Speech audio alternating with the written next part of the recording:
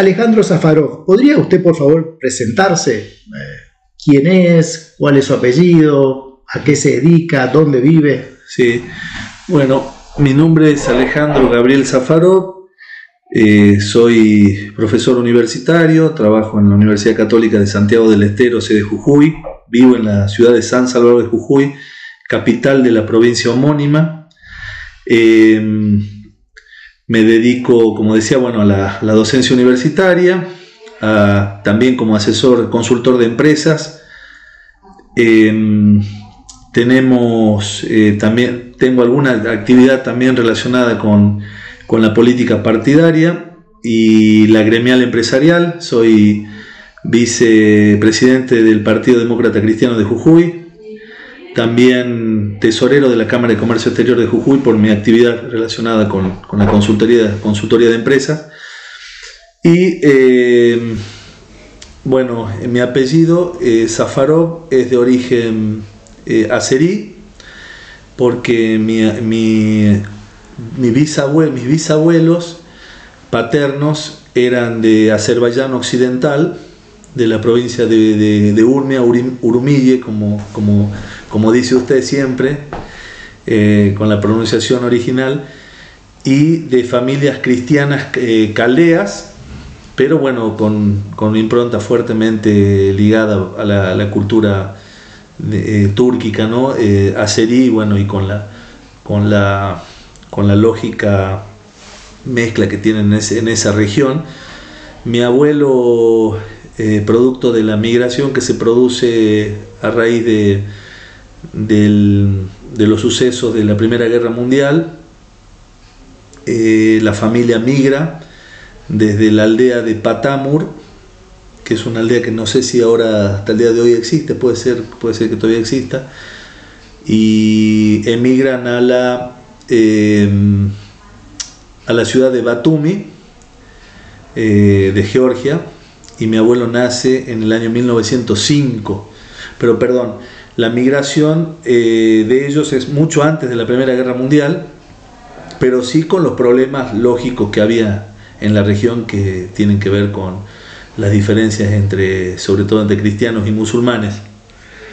Mi abuelo nace en 1905 en el puerto de Batumi y trabaja, por supuesto, como se hacía en esa época, trabajo infantil y demás. Tuvo dos hermanos que murieron, una hermana mujer por un accidente doméstico y un hermano por una enfermedad, así que quedó como único hijo.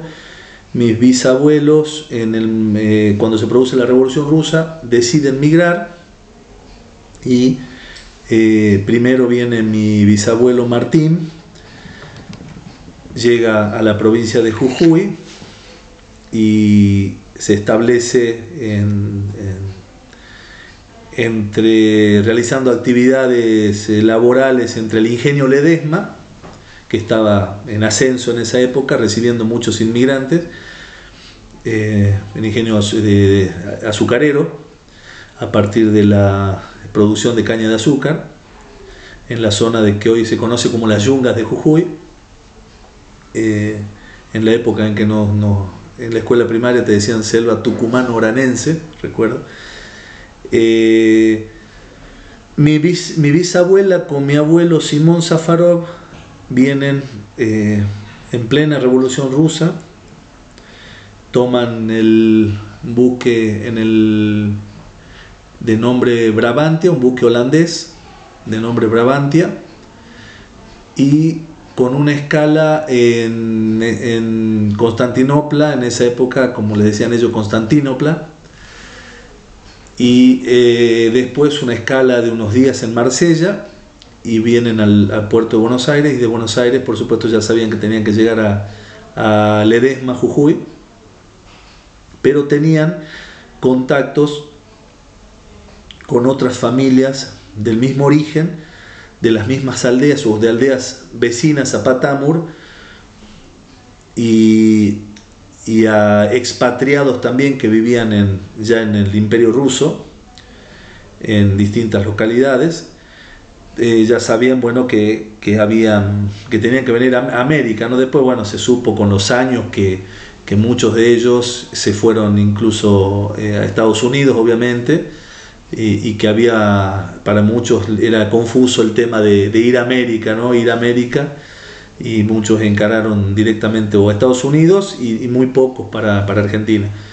Bueno, esas familias se fueron nucleando alrededor de un pueblo que se llama El Carmen, que está situado en una zona de valles de Jujuy, de una altura media, de 1000 metros de altura sobre el nivel del mar, producción agrícola especialmente en los últimos años, en los últimos 50, 60 años, al principio relacionados con la vid, por los inmigrantes italianos que se asentaron en esta zona, especialmente del sur de Italia, sicilianos y demás, que trajeron los cultivos tradicionales de vid. Con los años y con el replanteo de esta producción por parte de la Argentina, y se empezaron a volcar a la industria del tabaco, a la producción tabacalera. Entonces, esta zona desde hace más de 100 años que viene teniendo un desarrollo agrícola importante, y se empezaron a construir diques. El primer dique que se construye a principios del siglo XX es el dique La Ciénaga, que fue la situación, digamos, que genera esta pequeña oleada de familias asirio-caldeas que se vienen hacia Jujuy cuando llegan al puerto de Buenos Aires, y digamos fueron direccionados hacia la provincia de Jujuy, hacia la localidad del Carmen, para la construcción puntualmente del dique La Ciénaga, y otras personas, bueno, por supuesto a otras familias, hacia el ingenio azucarero, el ingenio Ledesma, que también empezaba a tener una fuerte impronta productiva y de recepción de inmigrantes de todo el mundo que llegaban a la provincia de Jujuy. Alejandro, entonces su bisabuelo paterno eran de esta aldea cerca del lago Urumie, que hoy está en la República Islámica de Irán. ¿Recuerda el nombre de sus dos bisabuelos, su bisabuelo y su bisabuela? ¿Se ha mantenido en la familia? Sí, mi abuelo Martín Zafarov y mi bisabuelo Martín Zafarov y mi bisabuela Rosa Isaya Husrut. Era recuerdo, digamos, por tradición oral, por transmisión oral, obviamente el nombre. Después yo lo busqué acá en Argentina, se decía Isayo, ¿no? Pero yo investigando descubrí que ese Isayo en realidad es Isaya, y lo descubrí en distintos lugares del mundo al apellido, o sea que es muy probable que tengamos otros parientes. Por ejemplo, en Londres descubrí que había gente de apellido Isaya, entonces es muy probable que ese sería por ahí esa línea, ¿no? Entonces ellos eran de esa aldea. No sé si mis dos bisabuelos, sí, la familia se forma y vive en los primeros años o sea, el matrimonio se conforma ahí en la aldea de Patamur, y después, por supuesto, se trasladan en los primeros años del siglo XX, se trasladan a Batumi, Georgia, por esta situación política del lugar. Y ¿qué otro dato más podría? Lo que sé por el relato, la tradición oral, es que ese lugar, Patamur, era un lugar de frontera para ellos en esa época, en la frontera entre el Imperio Ruso, la soldadura del Imperio Ruso que estaba avanzando hacia el sur, con el Imperio Persa y el Imperio Otomano. Entonces, para ellos era una zona de frontera muy fuerte, y por eso el núcleo de aldeas, una pegada a la otra, cerca sería la parte norte del lago de Urmia, ¿no? ¿Y ellos cómo se identificaban? ¿Como cristianos caldeos, como persas, como asirios? Sí, ellos se calificaban como quienes tenían la posibilidad de hacerlo, es porque tenían otra información. tuvieron un grado de contacto con, por ejemplo, los hermanos lazaristas, que algunos inmigrantes fueron educados en colegios lazaristas del norte de Irán. Ellos sí eran por ahí, tenían mucho más conciencia de lo que era el pueblo de origen de ellos, ¿no? Entonces se autodenominaban como, se autopercibían como Caldani, con la palabra Caldani. Entonces cuando uno, o cuando esto me contaba mi padre, ¿no? Gabriel Martín Safarov, hijo de Simón Safarov, que tuvo contacto con algunos tíos de mi abuelo, Simón Safarov, decía que cuando él les preguntaba quiénes eran o que les hable del origen del familiar, ellos le decían: nosotros somos Caldani, ¿no? Pero bueno, en general, quienes no sabían esa parte de la historia familiar se autodenominaban persas, ¿no? Y en general en la Argentina, entre las familias se conocían como persas. En la provincia de Jujuy también, quienes tenían contacto con estas familias les decían los persas, ¿no?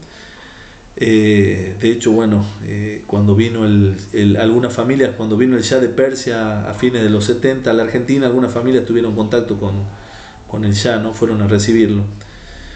Y a ver qué otro dato. Pero bueno, quienes no se percibían así, se percibían rusos. Mi abuelo era ruso porque había nacido en el Imperio Ruso en Georgia, entonces sabía la historia familiar, sabía que sus padres habían ido desde el norte de Irán hacia lo que en aquel momento era parte del Imperio Ruso, Georgia, pero él se definía como ruso, ¿no? Y estos, su bisabuelo, ¿qué idioma hablaban? Mis bisabuelos hablaban persa, hablaban farsi y siríaco.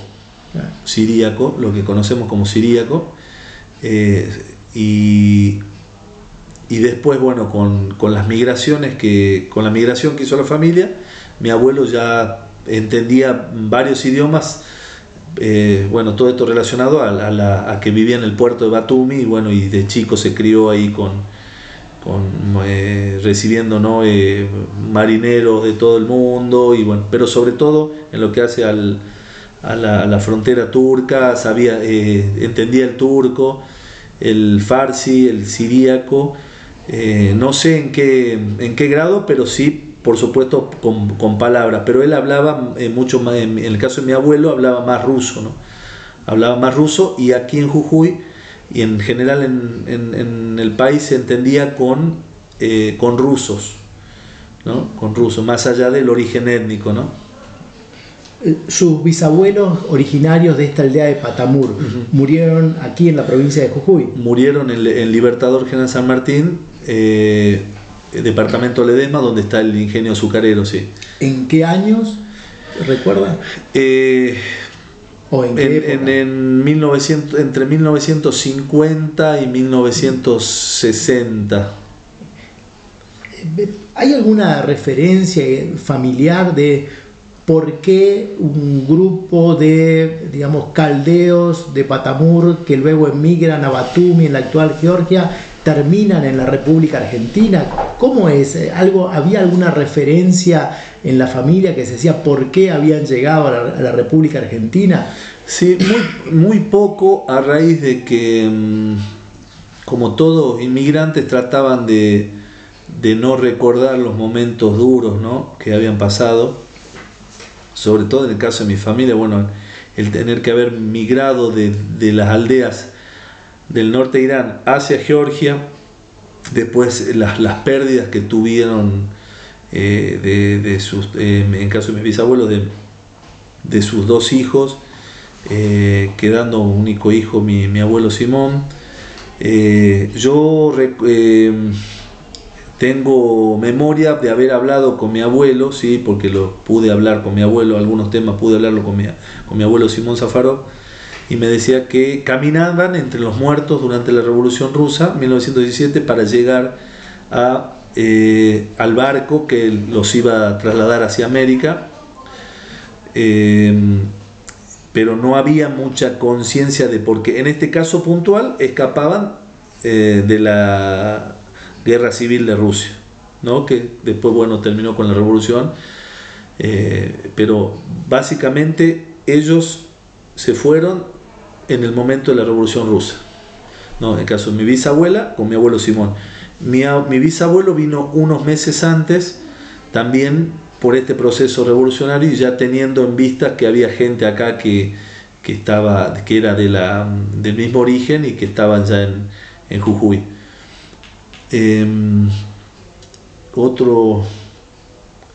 Otros datos, todavía ellos no tenían. Y hablaban mucho de las persecuciones de los kurdos.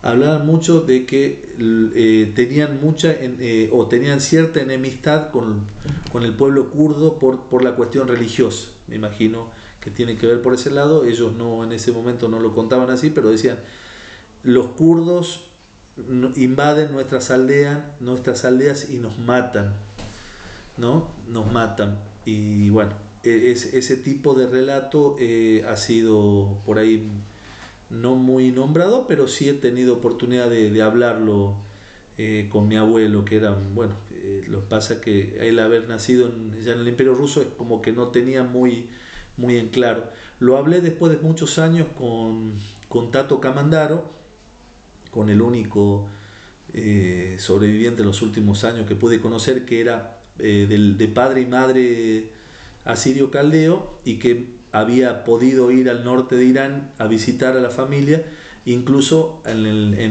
visitó familia de Irak, en Irak, y estuvo aproximadamente un año viviendo allá, y era el único familiar, digamos, cercano, que conocía de la situación, de lo que habían vivido las familias, porque se habían ido básicamente por las cuestiones religiosas, ¿no? Y todo lo que supimos después a raíz de la Primera Guerra Mundial. ¿Tiene una idea cuántas eran las familias asirio-caldeas que se asentaron aquí en la zona de Jujuy a inicios del siglo XX? Y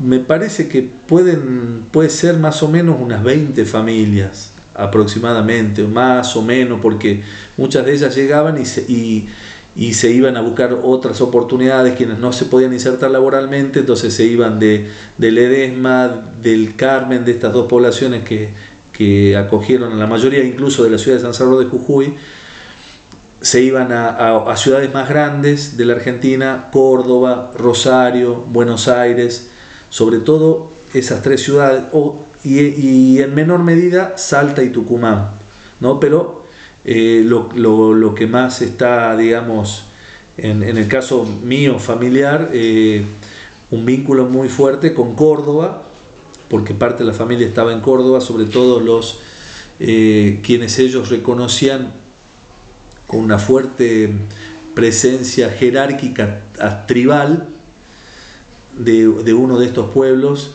del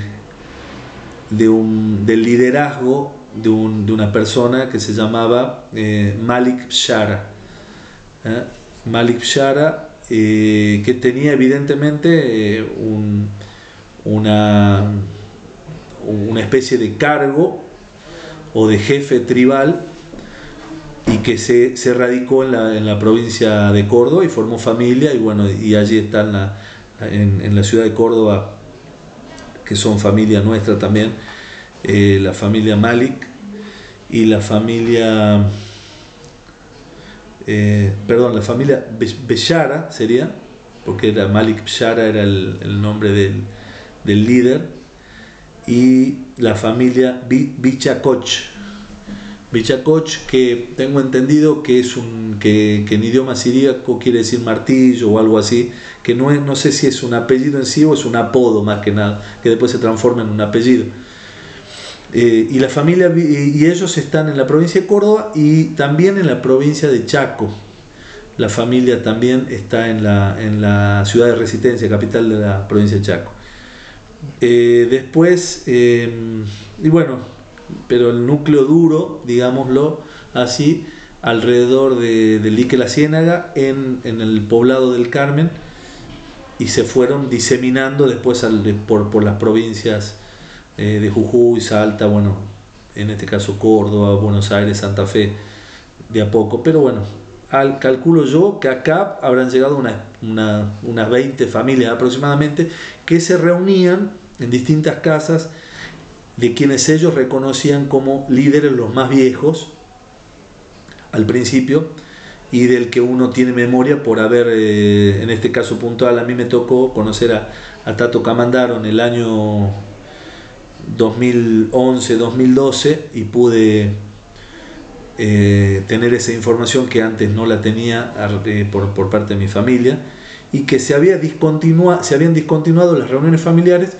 por peleas relacionadas con que las nuevas generaciones, la primera generación de argentinos, no les hizo caso a uno de estos líderes de casarse con una paisana, y entonces se empezaron a pelear entre ellos, ¿no? Porque es como que querían mantener la tradición y que no se casen con nadie que no sea de la colectividad. Pero bueno, eso en la Argentina es muy difícil que suceda, y bueno, empezaron a separarse a raíz de las peleas con los viejos líderes que no pregonaban los casamientos mixtos, digámoslo de alguna manera. En estas familias, el hecho de haber sido perseguidas por su condición de cristianos, cuando llegaban a la Argentina, ¿el cristianismo tenía un lugar importante en su identidad, o por el contrario, en una sociedad más secular tendía a ser algo digamos, a sumarse a la Iglesia católica de rito romano? ¿Tuvieron alguna vez algún tipo de sacerdote de rito caldeo, o por el contrario rápidamente se sumaron a la vida católica latina? Se sumaron al rito católico, ¿no? A la Iglesia católica, porque bueno, acá en Jujuy no estaba todavía, no existía la diversidad que existía en las grandes ciudades como Córdoba, donde sí por allí bueno, tenían otras iglesias, como la iglesia ortodoxa, que también tenía mucha afinidad con la iglesia caldea, de la que ellos tenían, por supuesto, más vinculación directa. Entonces, algunos de los integrantes de la colectividad se casaban con mujeres árabes, como pasó con mi abuelo Simón Zafarov, que se casó con mi abuela Sofía Yarade, con un origen, dirían los caldeos arabizados, ¿no? Que finalmente uno va descubriendo después con los años, pero que mi abuela era hija de sirios, pero en un lugar donde son los pueblos cristianos y donde ocurrieron migraciones caldeas muy importantes a lo largo de los siglos. Entonces esa afinidad es la que podían hacer algunos integrantes, otros no, y se ligaban a las iglesias, a la iglesia católica, quienes podían, en las ciudades donde existían las iglesias ortodoxas, como Salta, la iglesia San Jorge de Salta, pero tenían una fuerte vinculación religiosa, un fuerte sentido de la religiosidad, sobre todo los integrantes, como decía al principio, que habían podido tener el primer vínculo, digamos, de educación, la educación primaria, con los hermanos lazaristas que tenían presencia en el norte de Irán. Esa gente después, por supuesto, siguió con una vida religiosa muy fuerte, ¿no? Una fuerte vinculación a la iglesia. Incluso uno de los tíos de mi abuelo, que no tuvo hijos, ninguno de los dos tíos Isaya de mi abuelo Simón Zafarov tuvo hijos. Uno de ellos vino con su mujer iraní, no recuerdo el apellido, ese es un apellido que se perdió directamente en la Argentina porque no tuvieron hijos, pero uno de los tíos de mi abuelo sí tenía una mujer de caldea iraní, y la iglesia de Ledesma se quedó con la casa porque el tío de mi abuelo lo decidió así, porque tenían una fuerte religiosidad y asistían siempre a la iglesia. Estas 2 docenas de familias que llegaron a la Argentina, más o menos, ¿crearon algún tipo de institución, de organización, de publicación, algo que ayudara a mantener la identidad caldea? ¿O por el contrario, la presión por asimilación en la sociedad argentina fue tan fuerte que no pudieron mantener esa diversidad? Sí, como vos decís muy bien, no hubo... La sociedad argentina nunca fue expulsora de los inmigrantes, entonces se asimilaron rápidamente, se asimilaron con las familias criollas, ¿no? Y se mezclaron con las familias criollas o se mezclaron con familias de inmigrantes que estaban en el país. Entonces no existía, por lo menos con esa cantidad de personas que integraban la colectividad, no lograron institucionalizarlo como hicieron otras colectividades como los sirios o los libaneses, que sí formaron sociedades de fomento, ¿no? De sus colectividades, acá incluso por supuesto en cada ciudad grande de Jujuy, pero en el caso de los caldeos no, se asimilaron incluso por afinidad con los árabes, formando parte por ejemplo, mi abuelo Simón Sáfaro formando parte de la sociedad sirio del Libertador General San Martín. Entonces, y las cuestiones de identidad, digamos, de poder manifestar sus rasgos culturales, sus costumbres, poder mantenerlas, tenía que ver con las reuniones familiares, con los cumpleaños, con las festividades que ellos consideraban, pero no desde un punto de vista institucional. Hablando de esa idea de las costumbres, ¿hay alguna costumbre, ya sea comida, festividad o incluso palabras que se hayan logrado transmitir a lo largo de las generaciones? En mi caso muy poco, palabras sueltas, porque como no podían hablar, mi abuelo llegó a los 13 años, se asimiló muy fuertemente a la cultura argentina, así que no mantenía, salvo a través de las comidas, hablaba con su mamá, hablaba ruso y siríaco. Con mi abuela no, mi abuela hablaba español y árabe, entonces los hijos no tenían más que palabras sueltas, ¿no? Y eso es lo que por allí me queda a mí, ¿no? Palabras sueltas, nombres, apodos, pero no una práctica del idioma siríaco o incluso del ruso o incluso del árabe. Sí, me quedan solamente palabras sueltas que yo los escuchaba hablar independientemente a mi abuelo y a mi abuela, ¿no? Paterna. Y comidas, sí, por ahí alguna comida, qué sé yo, lo que ellos decían, arroz a la persa, el cilantro como un ingrediente fundamental para la cocina, e incluso una plantación que tenía mi bisabuela, una pequeña huerta con especias, ¿no? Un samovar, el uso del samovar y la herencia del nombre, ¿no? del nombre de chai, ¿no?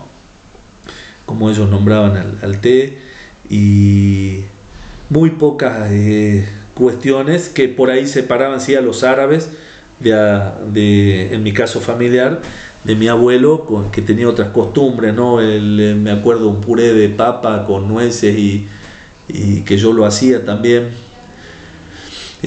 con nueces y cebolla verdeo. La comida de mi abuelo, de la familia de mi abuelo, más ligada a lo agridulce, y lo árabe mucho más ligado más a lo salado que a lo agridulce. Esas cuestiones sí me recuerdo que tenían muy, ¿no? Que me marcaron mucho, pero como mi abuela era árabe, entonces la cuestión de la comida a mí me llegaba más por la comida siria, que era en algunos casos muy parecida a la comida, pero no en todos los casos, ¿no? Sí, por ejemplo, con el famoso niño envuelto de hoja de parra, que es mucho más que es mucho más común en la región, ¿no? A lo largo de las generaciones, por lo menos las primeras generaciones, ¿lograron mantener algún tipo de contacto, ya sea con las aldeas originarias en el actual Irán o con otros miembros de la diáspora que habían emigrado a otras partes del mundo?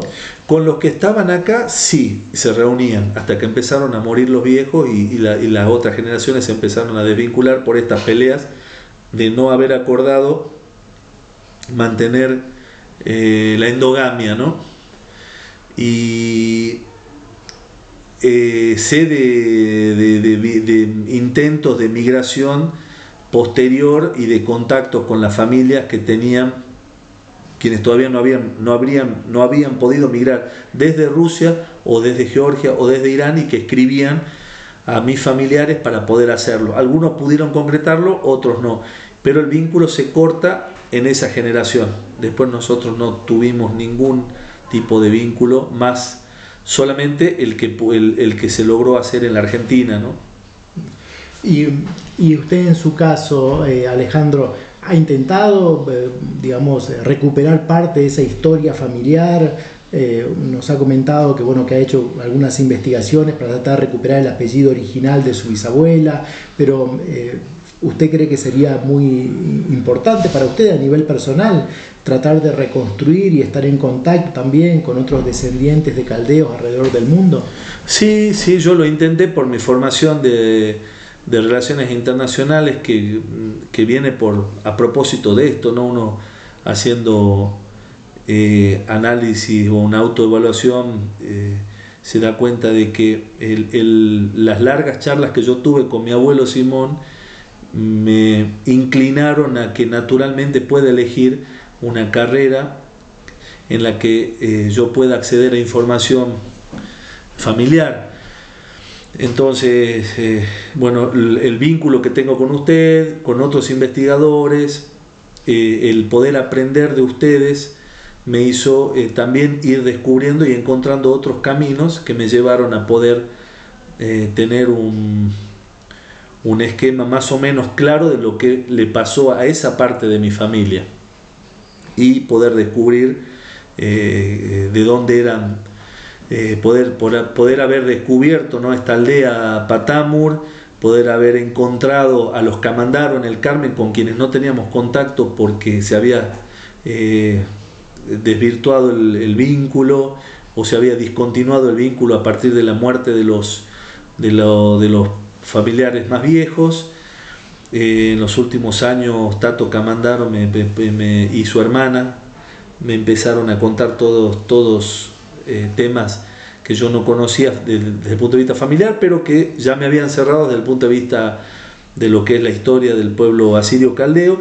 A medida que mis vínculos con investigadores como usted y que también intentos de contacto de la Embajada de Azerbaiyán en Argentina me contactaron de forma independiente para tener un diálogo y que les cuente la historia familiar. Bueno, de a poco fui tejiendo, pudiendo rearmar la historia familiar, un vínculo a través del Facebook de una familia de Krasnodarsk, que no es familia directa mía, pero sí familiar de una de la familia, si mal no recuerdo,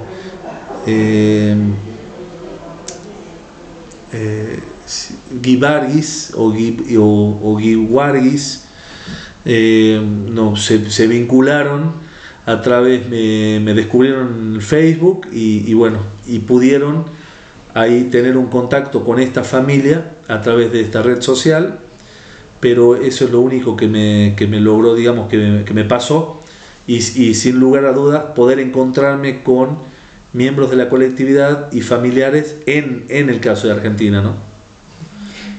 En su familia se conserva algún tipo de foto, carta, libro, instrumentos familiares, elementos familiares de la familia, de esta familia caldea. Sí, me quedaron fotos, pero de personas que yo no sé, que no conozco, fotos desde Rusia que mandaron, o mandaron desde Irán, una que se nota que es de Irán porque tiene la foto es de, digamos, el material es de origen francés. Tengo fotos viejas de esa época, tengo rublos de la época en que mi abuelo y mi bisabuela vinieron de Rusia, de Georgia. Tengo rublos de más de 100 años, en propiedad de mi hermana y yo. Somos dos hermanos, Renata, que vive en la provincia de Santa Fe, y yo, que estoy viviendo acá. Entonces, algunas fotos de parientes que sabemos quiénes son y otros que no sabemos quiénes son, y la moneda, ¿no? La moneda rusa. Eso no nos quedó. Muchas gracias, Alejandro. ¿Algo que le gustaría agregar al final? ¿Un tema que cree que usted que podría ser interesante, que no hemos tocado en esta conversación? No, primero agradecerte mucho el contacto y este trabajo que venís realizando desde hace muchos años para poder abordar la problemática de este grupo étnico que emigró a la Argentina. Y sobre todo, bueno, el tema de poder vincularnos los argentinos con esta parte de la historia, con los grupos que son mayoritarios en Estados Unidos, en Australia, en Canadá, la diáspora que está repartida por todo el mundo, pero bueno, en estos lugares es muy fuerte. Sé que hay un congreso mundial y bueno, la verdad que uno piensa, bueno, el deseo de que en algún momento quienes podamos tener acceso o ligazón o vínculos con estas familias, con estos integrantes de ese Congreso Mundial Asirio Caldeón, sería muy bueno poder hacerlo en algún momento desde nuestro lado, desde nuestro país, desde Argentina, ¿no? Para poder dar a conocer esta parte de la historia que nos toca a nosotros. Y bueno, y en un país como la Argentina, que ha recibido a tanta gente, a tantos inmigrantes, y que por supuesto en el caso de esta diáspora, de esta colectividad, como ha pasado con todos, les ha abierto las puertas, los ha asimilado, los ha educado y les ha dado educación, salud y todo lo que significa para un inmigrante y sobre todo trabajo, ¿no? Así que bueno, muchas gracias a ustedes. Muchas gracias, Alejandro.